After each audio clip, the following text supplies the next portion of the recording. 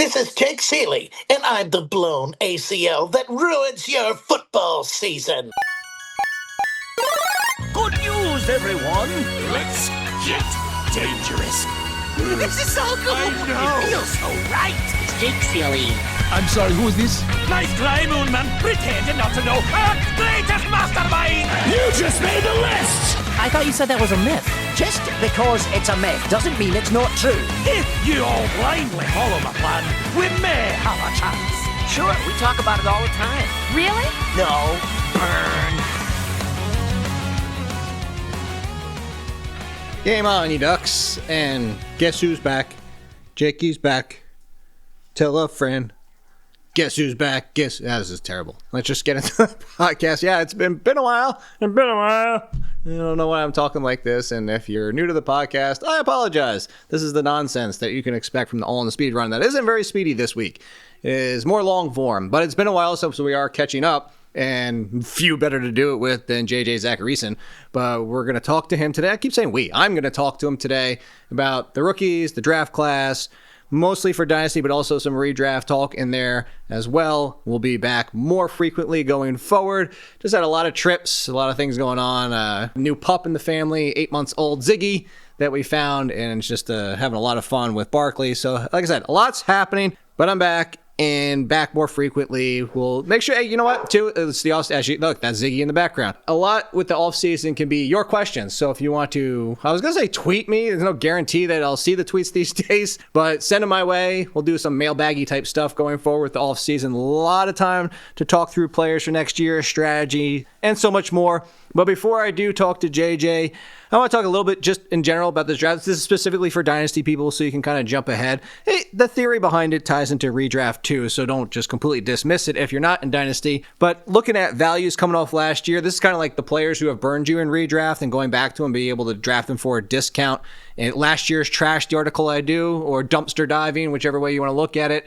But because this draft class is so weak, and we're going to talk about that as a theory with JJ, but on the side of things that we do know, late first rounders not being what they normally have been. If you're with inexperienced people, this will be easier than in a league where everybody knows the same thing because everybody's heard for the past 3 months. It's not the strongest class. But I want to go attack veterans. And I'm not talking about super old veterans. I just mean younger, year 2, 3 guys. Some more that are like year 5. Like T. Higgins, it seems to always be undervalued. But mid-late first round picks are some that I would float out to go get Rome Odunze after what happened in the second half, if people already cooled off of him with the excitement for Luther Burden. Marvin Harrison, Ziggy, buddy, I'm on a podcast. You need to learn. I know you haven't been here that long, but you do need to learn. I would appreciate the quietness. In any case, back to this. Marvin Harrison, who actually was treated, I think a lot of people missed this, that Jacoby Brissett went to Marvin Harrison more than Michael Wilson in the 2 games that they really played together with Jacoby Brissett. So in any case, Marvin Harrison would be one. Rome Odunze, as I mentioned. Jalen Waddle, it could be actually a value or a sell high, depending on the excitement for him. But I think he has a chance to be the one over Cortland Sutton with that fit with Bo Nix if he stays healthy. Jordan Addison and Christian Watson as 2 that I think aren't valued properly, where you could get them probably for late first and more early seconds would be like a Ricky Pearsall, Jaden Higgins. I mean, Steve Smith loves that guy. So if I like him and Steve Smith loves him, that should tell you everything right there. And then I will give you there's a lot of wide receivers. I'm trying to buy wide receivers in Dynasty all the time. We know that's where the value lies. But 2 that aren't. Jonathan Brooks, given what the Panthers did this offseason, might point to the fact that they hope they get something out of Jonathan Brooks going forward. And we know Chuba Hubbard wasn't any great shakes last year. And Kyler Murray, look, doesn't run as much as he did. But if you're talking about a team that's going to maximize his passing game, and then with the running thrown in, you're telling me Kyler Murray, with this offense, with Kevin O'Connell, can't put up a Baker Mayfield-ish 2024 season? I'm just saying, like, with even more rushing, maybe a little bit less passing and more rushing. But anyway, those are some names that I'd be looking to try to buy if you don't want to stay in this draft class, if you don't want to stay with your late first, early second round picks, and and that's the biggest thing. If you're in Dynasty and people know you can't trade for 2027 picks, even though that should be like one of the best end game situations, I'm more leaning towards getting some of these vets that might be undervalued. But I promised, we're going to talk to JJ. We're going to do that now. Grateful that he's coming on the podcast. You will learn a ton. So let's get to it. Yeah, you go do it yourself, JJ. Enjoy the podcast. Let me know when you're done. All right. All right, because we have to hash this out. And, of course, everybody saw the Twitter battle and why JJ Zachariason and I hate each other now is because of Makai Lemon. This is 30 minutes of why we both hate each other. One of the best in the business at late round QB. We are going to talk rookies because the draft is over, and that's kind of where our focus is this time of year. But, of course, a big thank you if you're not following all his amazing work. And, of course, the guide that he has, which I'll let you promote, sends it to me every single year, and I always love giving it a read. One of the few people, I'll put it this way, I know I said this last time you were on, but I want everybody to understand in case they missed it last time. One of the few people where I'll read, and that's a testament because, being in this business, reading and listening to other people's work isn't like we don't want to. It's just we do so much of it ourselves. It's tough to do it at the same time. Right. But one of the people that I will, and then if there is a take, I put that in quotes, an opinion. There's an opinion that is far from mine will make me take a second look because that's how much I value his opinion. Thank you. So welcome to the show, JJ. Make sure, promote your guide, everything people can find, and how to get to you in case they're just oblivious to it. Yeah, man, I appreciate the words. Late round prospect guide. It's got 170 plus pages of incredibly nerdy content, very analytically driven. The prospect model, the ZAP model is laid out in there, and then prospect profiles for all the guys who went to the combine, including I did add this year because we got a day 2 pick who didn't go to the combine, and Kalon Black. I did have time to add him before the re-release of that guide at the end of the draft on that Saturday. So it's all updated, lateround.com. Check it out if you're into the nerdy stuff. Yeah, it's definitely worth your read. And yeah, that was not over the thing. The entire draft felt like it was run by a bunch of fancy managers. And the fact of all these teams were trying to be like, I'm the smartest one in the room. I'm going to trick you with surprise. Yeah. Right? Yeah. But I wanted to kind of skew this a little bit differently because I don't know if you've heard this, JJ, but apparently this draft class stinks. There's nobody good.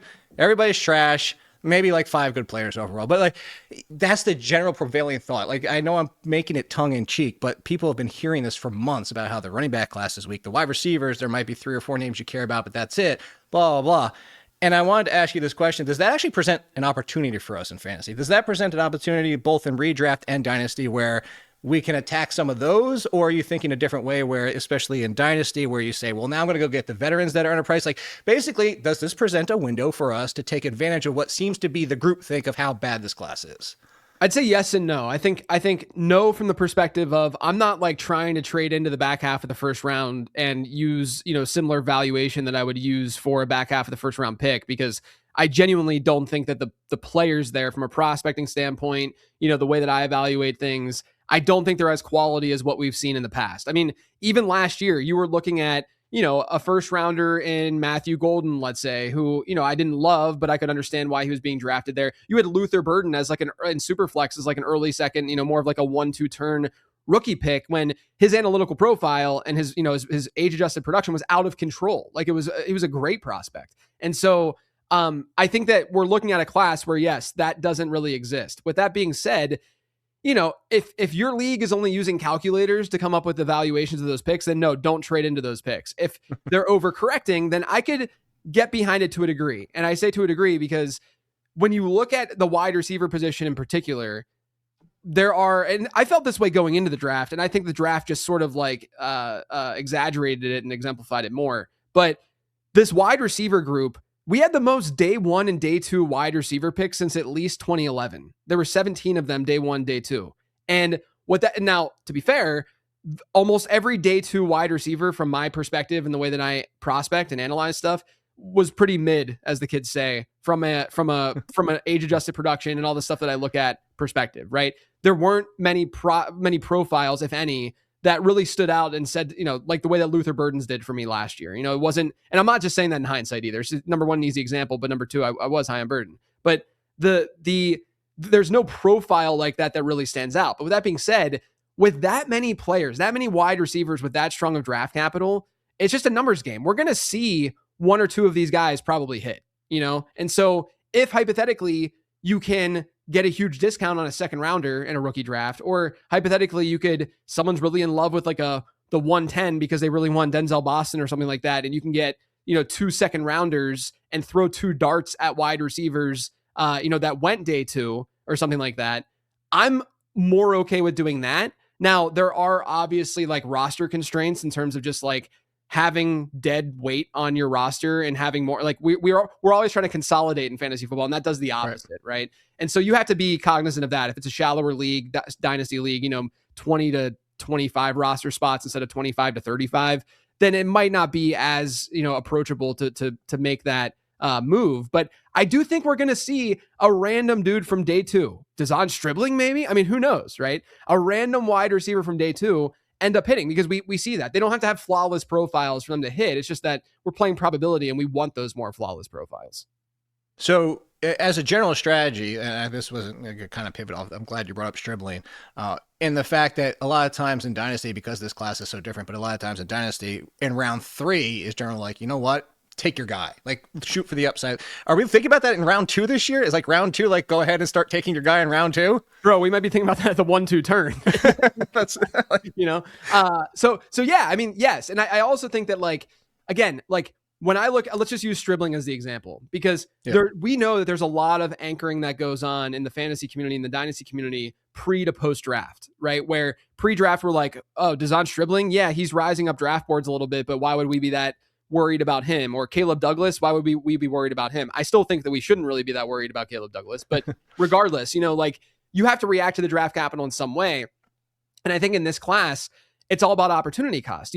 I don't think that Dazon Stribling is that great of a prospect, just based on the stuff that I look at, but I'm actually higher on him versus consensus from a rookie draft perspective, because the opportunity cost in drafting him is so insignificant based on the other players in this class. They're just not good profile. If I'm drafting Dazon Stribling over a Luther Burden type player, that's different. Just because Stribling went higher than where Burden was drafted last year doesn't mean that you should just draft him higher no matter what. That's a different situation, different story. But we're talking about Dazon Stribling over some very questionable day 2 profiles, and so from that perspective, it's just go get your dude. Don't worry about it that much. And honestly, don't hold on to your priors and assuming that the market is feeling a certain way about these players, because chances are, if you are, in my opinion, reacting rationally to what happened in the draft and keeping an open mind about being wrong or, how good these profiles are, I think that's the right approach, and you can actually gain some value within this rookie draft compared to your league mates. I couldn't agree more. And that's where I say sometimes too, is where I was at the question part of it was, buying some veterans that you want to maybe buy. I keep throwing out Marvin Harrison or Roman Dunzes or stuff like that. Because if you can get them for the end of the first round picks, or even a late first and a late second type of thing, why not at this point? Because if you believe that they have a higher ceiling than the perceived value based on these picks, it's kind of almost just get your guy type of situation. So I was originally Jeremiah Love. I mean, ad nauseum, we don't need to talk about him at this point. I know everybody's well, the backfield or whatever. Who cares if it's 50%, 60%, whatever. We know Love is going to be great. The Jadarian Price is going to I'm going to turn it differently. It's not just talking about Jadarian Price, because we know the fit, and you can definitely speak to that. But I think the more interesting question, because it kind of goes into the get your guy, is since, I asked you to come on over about this past week. There's been a lot of drafts that I've been seeing, done some myself for the dynasty leagues I'm in, and I've seen Price go as early as 3 in Superflex. I've seen one instance where he's gone 2 because those teams needed running backs. Mm-hmm. And because we're at the point where you can argue between Lemon, Tate, and Tyson, and you can make an argument for all 3. But if you're okay, well, these aren't even a burden. These are more tier 2s on most years. If you want to make that, I'm just saying you can. There's a need. Somebody takes Price in the situation that he fell into. Again, you can talk about it. But do you see an argument where you can go as early as you need at 2 or 3 versus there's some uncertainty even with the elite quote unquote elite wide receivers in this draft class?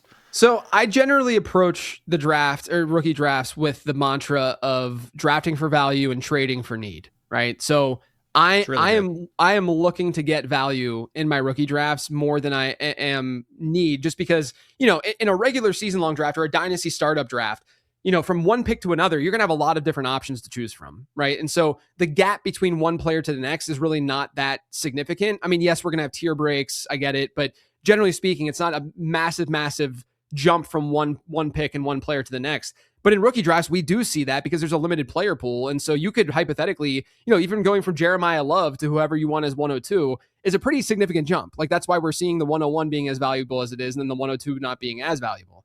And so I would say the way that I'm approaching it is I think Jadarian Price, I don't like using good or bad when I'm evaluating prospects. I like using like highly volatile and then looking at like floor and ceiling, right? So like with Jadarian Price, I think he's a highly volatile prospect.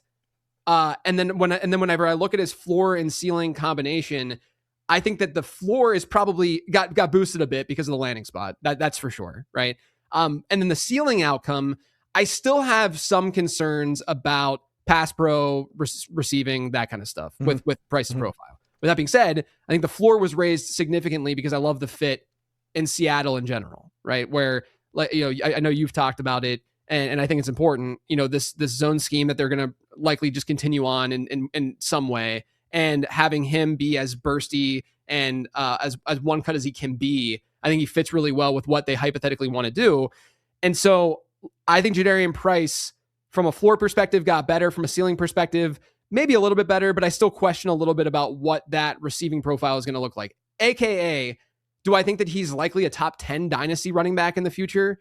Probably not. Do I think he's top 20? Probably, right? I think he's like in that range, which I think matters when we're discussing how you then evaluate Carnell, Tate, Jordan Tyson, Makai Lemon, or Casey Concepcion, whoever. In my opinion, I think Carnell, Tate, and Jordan Tyson are actually pretty awesome prospects.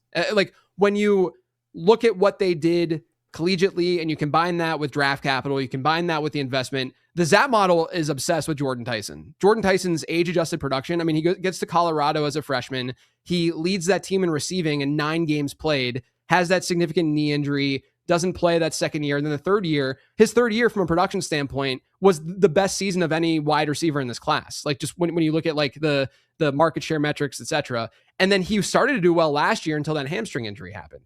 And so when you layer on he's also younger, right? He's still not, he still hasn't turned 22 yet. And so, he's a younger senior, a younger 4-year player. And you combine all of those factors, and Jordan Tyson looks the best in the Zap model, to the point where I think that he's like, from a prospect standpoint, he's not far away, if not just in the same tier modeling wise as like a Garrett Wilson, right? Like as a Chris Olave, as those types of players. Okay. And so I think the hit rate for Jordan Tyson, and we know wide receivers in general are going to be less volatile in the dynasty market, and people are a little bit more forgiving at times with wideouts. For that reason, I like Tyson more than Price. And then Tate, I don't think his profile is as strong. I think the landing spot is actually pretty good for his skill set and what they could do. I think Tate has a little bit more volatility. I like Tyson more than Tate straight up, but I think both of them belong in a tier above Price. Where I'm thinking about Price is more so after that, where you get into Makai Lemon, Casey Concepcion, Price. I could argue then him going after those wide receivers. That's just kind of the logic that I'm running with right now. Yeah, we are going to talk, I promise everybody, like I know I said it tongue in cheek, we are going to talk Lemon here in a second, but I want to finish real quickly on running backs, and then I have a fun question for you before we get to wide receivers. Yeah. But for running backs, I sent you the tweet that I put out, and it's not groundbreaking or anything, but it's day 3, and everybody knows the hit rate. Day 3 running backs are hit or miss.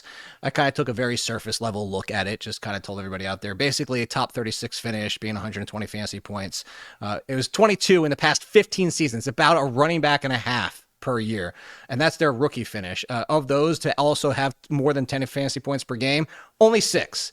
The good news is that the average production career length of those of being like an RB3 or better, 4.5 years. So you have some play there. Again, that's that they hit that point, anything within their career. It's usually within the first 5 years. And after the second season, you got 120 fantasy points, 104 of them hit. Now, a lot of those are repeats. Let me make that clear. It's not 104 individual running backs. And of those, 69 had 10 plus fantasy points per game. So a long-winded way of saying is that day 3 doesn't hit a lot, but if it does, there's a lot of times where it'll hit 2, 3, 4 years down the road instead of their first season. And again, you're talking still at best, about 3 or 4 per year once we get there. All that being said, that's what I wanted to get to, is like, we only had 3 running backs not drafted on day 3. It was Love, Price, and then Kalen Black, which made everybody go, wait, what? Yeah. And then, of course, Kalen Black rockets up the rankings because who did it? The 49ers. So long way of also saying, is there anybody from day 3 that interested you, maybe 1, 2, or 3 that you have a feeling about? It doesn't have to be any of them. Because you could also answer the question, I don't know what you're going to say. You could also answer the question is like, this is actually a selling opportunity because I'm sure you've seen it. People are like, oh, Jonah Coleman, he's going to take over J.K. Dobbins whether or not he gets hurt. Mike Washington was one injury away. Emmett Johnson could be Jerick McKinnon. Nicholas Singleton. I actually do like Singleton as a late second, third round flyer because both those contracts are expiring next year, as in Pollard and Spears. But all I was saying, like, is there somebody like in that vein where you're like, hey, you know what? Maybe this can be one of the 3 that hits next year or the year after. Yeah, I mean, look, when it comes to day 3 running backs, I've done some research on it. At least when they because think of it. So the way that I look at dynasty is you have production in one sort of category, and then you have value in the other category, right? And value is what the market is saying, what the market is doing. If you have a day 3 running back who doesn't get production in year 1, his value is going to tank. Right.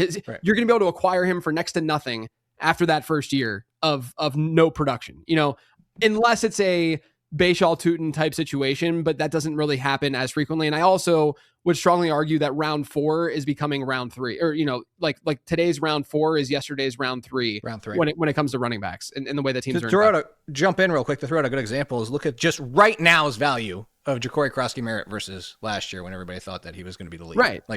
Right. Yeah. So like you're going to, so essentially like you're going to want production from that running back immediately. And you can see there's some players in the dynasty market that will get boosted based on that production. And 9 times out of 10, you're going to want to sell those players after year 1, Dameon Pierce, you could even have argued Bucky Irving after year 1. But there, the most of the day 3 backs that have hit, James Robinson, whoever the case may be, you likely should have sold that player after that monster season year 1, because those players generally that's their like max from a PPR point per game perspective when they do hit year 1, like when it comes year 1. So with that being said, if I'm trying to do 2 things, which is get production and gain value with a pick, I'm going to look at immediate situation almost as much as I am who that individual prospect is and how well that fit is, right? Because I know that immediate production is going to come in these more ambiguous backfield situations where we don't know who the starter is. I went back last year. I looked at a sample of 12 day 3 running backs who hit a certain threshold in terms of usable weeks as rookies. And it was the 12 running backs that you would think of when you think of like day 3 hits as rookies, right? Like the Dameon Pierces of the world, James Robinson, etc. And what I found was all of them came from more ambiguous situations. They didn't have a stud sitting in front of them on the depth chart, aka a Mike Washington right now. Right. And which makes sense because it's a climbable depth chart. But the median ADP, positional ADP of their top teammate was RB32. I'm talking like it's just a completely, no one knows what's going on in that backfield. And so when you look at the landscape right now, it does point to a Nick Singleton. It does point to a Jonah Coleman, and it does point to like Katron Allen, maybe a Damon Claiborne. But I think Claiborne is a good real fit perspective, but maybe not the big workload potential, at the NFL. He's sub 190 pounds. It's just harder to envision that. So I like Singleton. I like Singleton as a prospect a good bit. I thought I liked him more than Katron Allen, out of Penn State. I thought he had more upside. Jonah Coleman to me is probably the player that I'm most intrigued by for that production, just because we know he's likely going to see something in that backfield, given the way that Sean Payton runs his offenses. RJ Harvey was a big disappointment last year. I mean, like his rushing yards over expected per rush was 3rd worst in the NFL among like the 47 qualified running backs in next gen stats. And he did show a little bit of burst. He was fine as a pass catcher, but when you go back and you watch what they did with RJ Harvey, down the stretch last year when J.K. Dobbins was out, it was very clear that they like wanted him to do more and he just couldn't do more, And so I think that this Jonah Coleman selection, it's no surprise that they made a selection like this, because Coleman is sort of the antithesis of that, where he is a do-it-all back who can do everything fine, right? He doesn't have one single elite trait, whereas RJ Harvey was the speed score guy. He was the burst guy, the athletic guy, and a decent enough pass catcher that they fell in love with that. But I think that they realized, hey, maybe we shouldn't have spent that high draft capital on a 24-year-old running back who, had at least some problems to his overall profile. And so we saw that kind of come to fruition. Jonah Coleman is like the safer bet.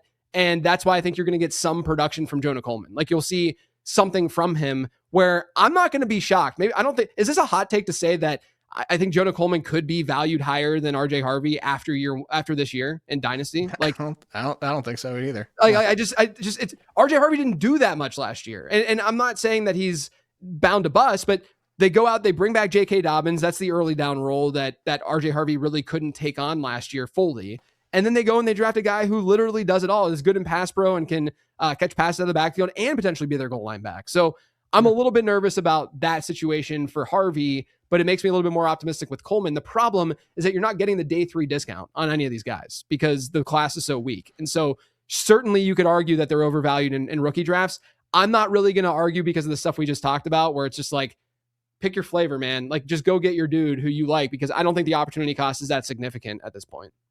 No, because it's, take your shots even in the second round this year. But yeah, I'm with you on that one. Dobbins doesn't get hurt, which, I mean, I know that's a joke in and of itself, but if Dobbins doesn't get hurt, we're not even talking about RJ Harvey as anything really for this year. I'm with you on that one. All right, here's the fun one. I'm going to have you blind rank 5 things, right? So straight out of the gate, we're going N64 on you, JJ. Oh, okay. So, all right, let's go. All right, right in the wheelhouse. Blind rank these 5 games. So first up is Donkey Kong 64. I'm not as big. I'm not as big into the 3D platformers as other people are. I'm going 4 with going with 4. You're gonna leave the 5th spot just in case there's one worse than that. Yeah. Yes. Okay. Yeah. All right. Well then, next up, I mean, this you might actually rank this one lower than most people would then, because you just said that Super Mario 64. Okay, I it's a good game. You know what's crazy is that I didn't play it as much growing up as I'm like really into watching speedrunners in that game. Like it's a fun little side hobby of mine. I'm gonna go 3 with Super Mario 64 just because there are some bangers that you could be throwing at me. I could, or I could purposely like baiting you into this. It was funny. You just randomly. I watched a speed run of Legend of Zelda 2. And I don't know, because I never finished that one. That was the only one I never finished. And I watched somebody speed run that. And it's like, it's almost impossible to speed run. It was the longest time I've ever spent watching a speed run. Yeah. So next, speaking of which, Ocarina of Time. I'll go 1. You're going to go 1 on that one? Yeah, that's fair, right? Yeah. Is that your favorite Legend of Zelda all time? Probably. Because this might be a hot take to everybody, but is that like it's Majora's actually my Mask number 2. No. Okay. Link to the Past. Link to the Past is my all-time favorite. Yeah. The first one I ever played was Link's Awakening back in the day on Game Boy. But no, I'll put Ocarina of Time at 1. I mean, I just put in so many hours in that game that I got to respect it, you know. You know what's funny is I never played the original Link's Awakening, and then I played the remake of it on the Switch. I heard the remake is sick. Yeah. I enjoyed it a heck of a lot. Probably the fastest I've ever played through a Zelda game, but I had no reference point of where it came from. All right, then. So I have a feeling where this one is going is Star Fox 64. Wait, so I have 2 and 5, right? Yeah. So you're putting that. I'm assuming you're putting this one at 5. Yeah, I'll put Star Fox at 5, assuming that assuming you're not going to give me like something insane here. What, like Conker's Bad Fur Day or something like that? That's what you're going to do. Which was actually pretty fun. Yeah, I actually like that game. Yeah. I'm surprised you took the number 1 spot away, because I feel like you would have known I'm put Perfect Dark is the one I saved for last. It's fine. I'll put Perfect Dark number 2, just as long as GoldenEye would be number 3 if Perfect Dark is number 2. I think I nailed that list. That is the perfect ranking. You wouldn't change anything? I wouldn't change anything. I'd go Ocarina of Time, Perfect Dark, Super Mario 64, DK, Donkey Kong, and Star Fox. And then Star Fox. You know what's funny is you're the first person I think that's been happy and hasn't wanted to change something.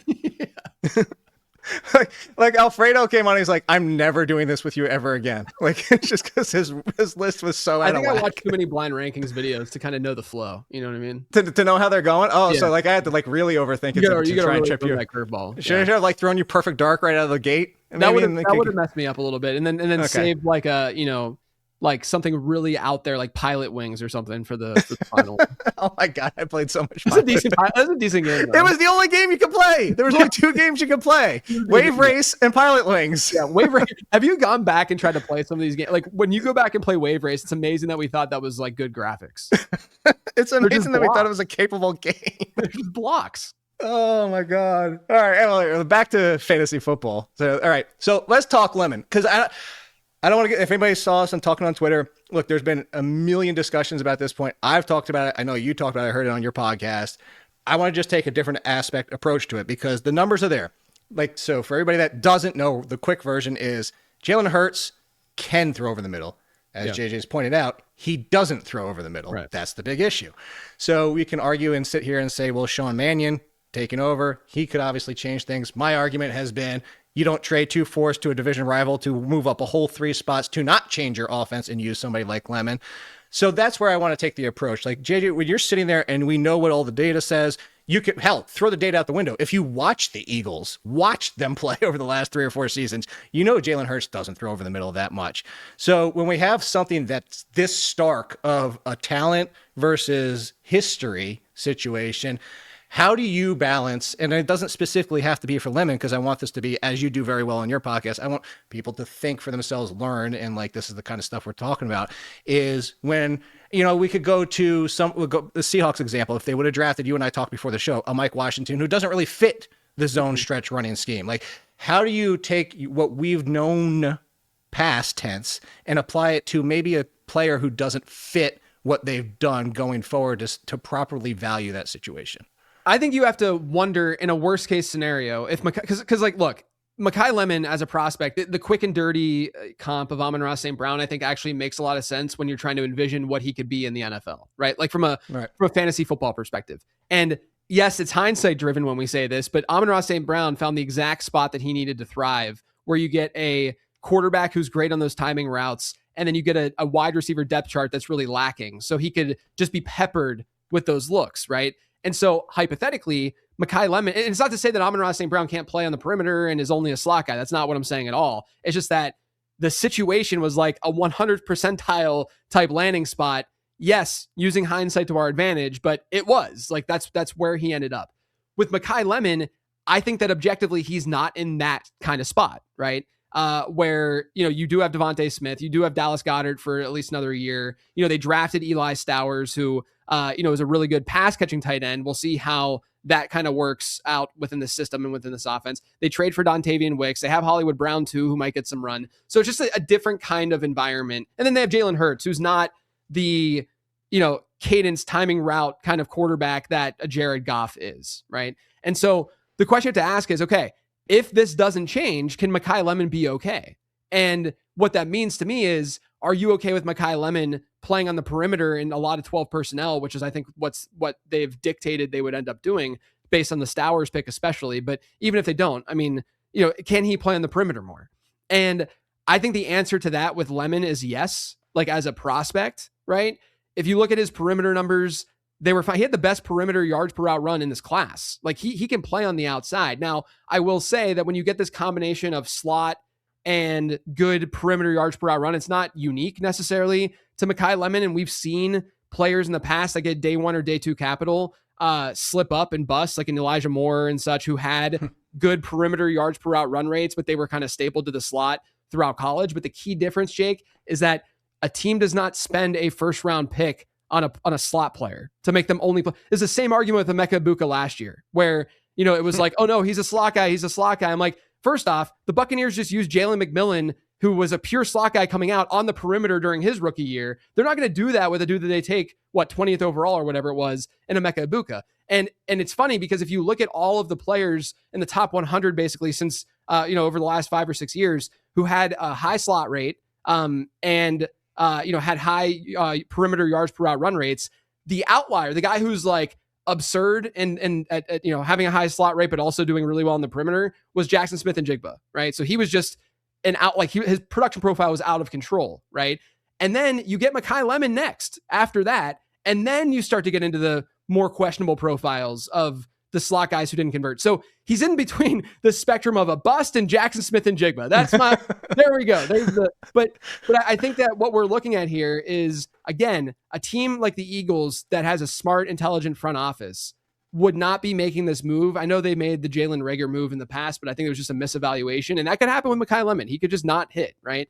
But like, this is an evaluation where I think the Eagles know what they're getting. And I think the Eli Stowers pick, on one hand, hurts the potential volume for Makai Lemon later on in his career, potentially, but also is another data point to tell us that the Eagles are going to be changing things up a bit, because Eli Stowers is very similarly middle of the field or X. Like, he could play on the outside. Like teams viewed him that way. And so I think Makai Lemon can still play Z and still, be like a movement piece for them and be out there in 2 wide receiver sets. But I do think that in order for this to happen for Lemon, instead of him just kind of hitting his median outcome as a prospect and as a talent, he now probably has to hit like a 75th percentile outcome, for him to hit, just because the situation isn't as simple as like the Amon-Ra St. Brown situation. And to be honest, like we all go through the exercise of like landing spots and stuff. I don't know how many landing spots we would have looked at and said, this is like, I think the Rams would have been amazing for Lemon, and what he could do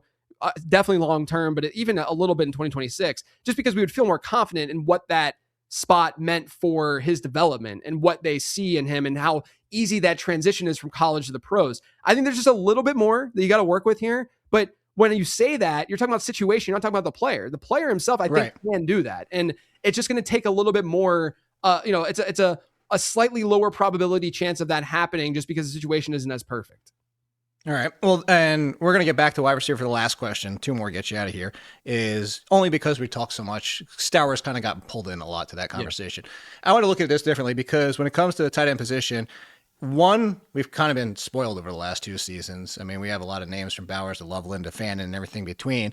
But also the other part of it is like the industry, even the NFL only side of things, industry projecting the number 1 tight end. Like we are.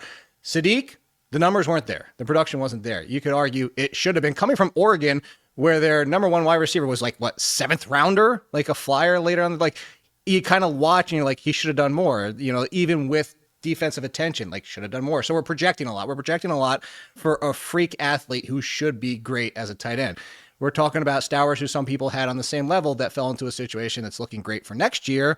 Maybe hit and miss as Goddard is still lingering for another season.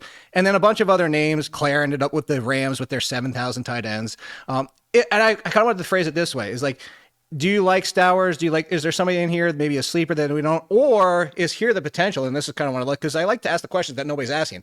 Is it possible that we've been spoiled and this ends up being the old kind of tight end draft class where it's like, wow, we really didn't get much of anything out of this class? Yeah, I think it's possible. I do think that like the NFL probably overdrafted tight ends this year, and I say they overdrafted blocking tight ends. Yeah. But I say that because I think there's a lot of teams, and this is going to sound like I'm coming from, look, I'm in mom's basement analyzing this stuff, right? So it's like I'm not coming from the standpoint of like I can run a front office. But if you listen to like James Gladstone after their draft and such, like his reasoning for drafting the tight ends was very simply like the NFL is moving in this direction, and therefore, we made these tight end selections because we know we're going to need more tight ends. And to me, like, I think it defeats the purpose of like why heavy personnel can work really well right now and why a team like the Rams last year were so effective running heavier personnel. It wasn't simply, yes, it is a reaction to smaller defenses and being able to run the ball a little bit more effectively. But to me, what really takes it to the next level is the versatility of what you get out of those heavier packages. Sean McVay last year would start in a heavy personnel set, and then he would all of a sudden be in 11 personnel with those tight ends. Like Terrence Ferguson would play X receiver, like part of the beauty about what they did was that they have the versatility to move in and out of that, like as the play is beginning to develop, right? Like or pre-snap. And so I think that a team like Jacksonville is just kind of like trying to follow a trend as opposed to really thinking deeply about what that trend is. And that's why I think some of these tight ends were a little bit overvalued and overdrafted. Now, a player like Sadiq, I will say this, okay? I'm going to give you the pro side to Sadiq because, what you said about like his production profile, like, yeah, I mean, that's a not totally wrong. And it's a talking point and stuff. And it's certainly something that I care about when it comes to, production and modeling this stuff. The one thing I'll say about Sadiq though, he's 21.2 years old. I don't think he goes around telling people that he's 21.2, but he's 21 years old. Okay. He played 3 collegiate seasons. And if you look at his yards per route run in college, 1.72 according to PFF, and you compare that to the first 3 years of tight end play in college for Sam Laporta, for Trey McBride, it's identical. It's just that they played another year. And so their career yards per route run looks a lot better than what Kenyon Sadiq is at. When we, like in the ZAP model, when we age adjust his production, it actually doesn't look that bad. It's yep. Like his breakout score, one of the metrics that we use, it's receiving yards per team pass attempt, adjusted for schedule and adjusted for age. It's still like an 86th percentile number. Now, I say 86th percentile, and that seems like it's unbelievably amazing. But you have to keep in mind that tight end this is another thing that I think like needs to be talked about in the tight end discussion. Tight end in fantasy football just generally sucks, right? And so when you get a prospect like Kenyon Sadiq, it's like people's expectation is that it's going to be a Kyle Pitts like prospect, a Brock Bowers, even a Colston Loveland type prospect, right? Like Kenyon Sadiq to me, when you get these comps of like Noah Fant or an Evan Ingram, and everyone's like, ooh, that's gross. It's really not that gross. Like those aren't like bad comps within the context of what tight end is. It's just that tight end sucks. And some of the guys who end up hitting are 5th round picks, and George Kittle or, a Mark Andrews who goes a little bit later than, he got drafted after his teammate the 1 year. And so I think it's really important to have that context when you're talking about tight ends in general, because, there's just not many of them that are truly difference makers. And so, it makes it like, for instance, Kenyon Sadiq has a score of like 98 in the ZAP model out of 100, right? And that's a crazy good score. And I still rank Casey Concepcion ahead of Kenyon Sadiq, despite Casey Concepcion having a score of like 76, right? Which, you don't need to understand the scaling of that, but obviously 98 greater than 76. And people are like, well, why do you have Casey Concepcion ranked ahead of Kenyon Sadiq when Kenyon Sadiq has a better ZAP score than Concepcion? It's because it's the tight end position. It doesn't matter in fantasy football. It's just not as valuable because not many of them hit in general, but then also you're only starting one of them in a typical league, right? So within the context of the tight end position, I don't mind Kenyon Sadiq. I really don't. Within the context of the greater fantasy football good, yeah, that's when you start to get these question marks of like, is he Colston Loveland? Because he's not. I don't think he's as good of a prospect as Loveland was, for instance, right? Is he Brock Bowers? No, he's not Brock Bowers. And so if that's what you're aiming for, then you're going to be really disappointed more than likely, right? In terms of other tight ends, I like Eli Raritan. I think that his landing spot going to New England, in a situation where they don't have locked in pass catchers necessarily. Hunter Henry could be gone next year. He's at least checks the boxes from a production and athleticism standpoint. He's not like, 90th percentile within them, but he's like more 75th percentile. So he's strong. Justin Jolie, I'm kind of interested in as a dart throw in the final rounds, him going to Denver. He had a really good production profile. I'm glad you said that right. I only found out a month ago it's Jolie and not Jolly. Yes. Yeah. I would try to make sure. Yeah. Raritan fits though, because the one aspect that he struggles in is speed score, which has actually been very telling for tight end productions for us in fantasy. But what did the Patriots do? They just love receiving slow tight ends. So it doesn't really matter. That fits their model. Yeah. Right.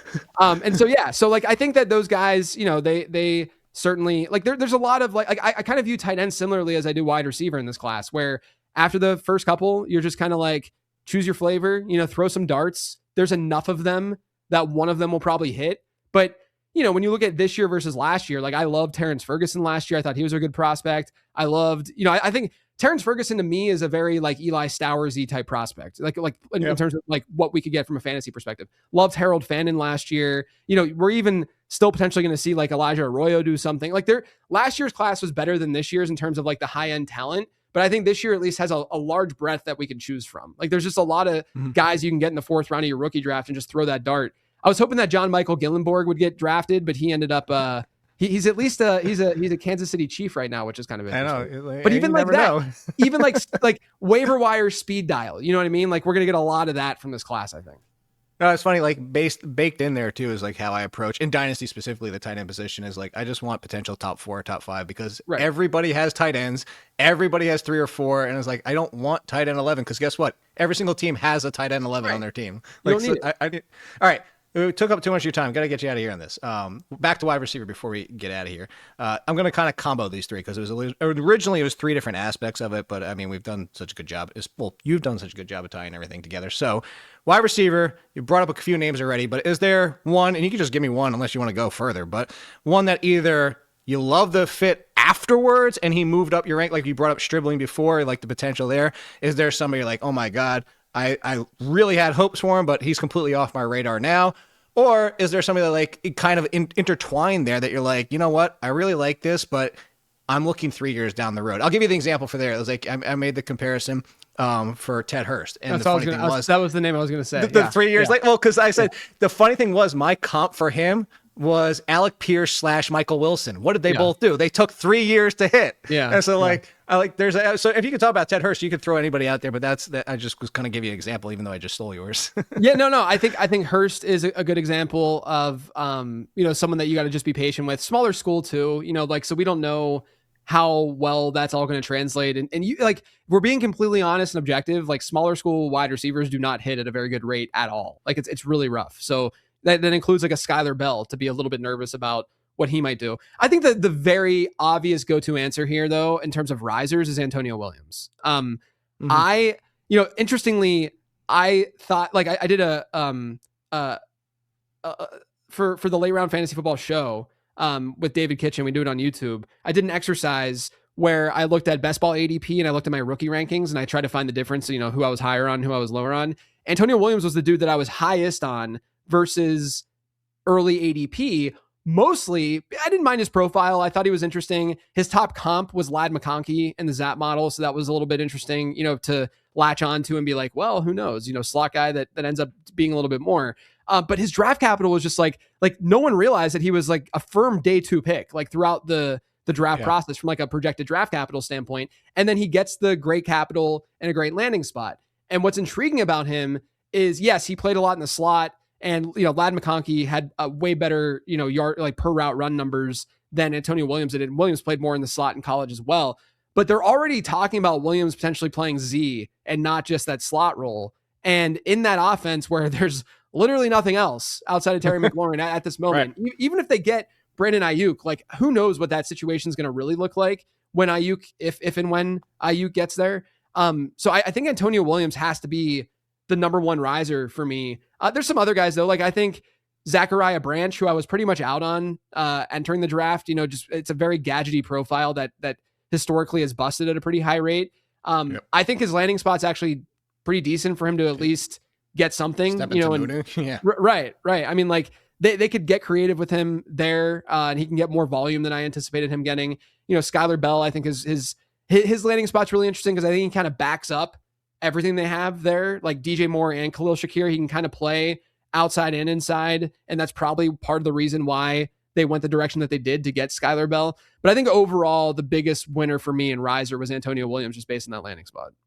Yeah, I'm with you on that one. I wasn't huge on him. I actually compared him to Sterling Shepard, but Sterling Shepard played a little bit better outside than I thought he could ever play. I thought he was going to get bumped around too much. So I couldn't agree more. And hopefully everybody out there listening now understands the beginning part of this and can't agree more in that you need to be following JJ. You need to be reading his guides. You need to be doing everything you can to get better at it. Because I don't know if you ever saw it, but I did tweet out. I asked ChatGPT at the time. I was like, who 2 podcasts I should listen to? And it was like the best comment. It gave me like 6, and like I was like, all right, if I want to listen to 2, it actually gave you and me combined. I was like, well, that works for me. Like that feels great. Like combined for the overall strategy. I was like, I appreciate that. But yeah, remind everybody your guide, everything, your site, which is all the great stuff they should be checking out. Yeah, lateround.com, prospect guides for sale, and then check out the Late Round podcast.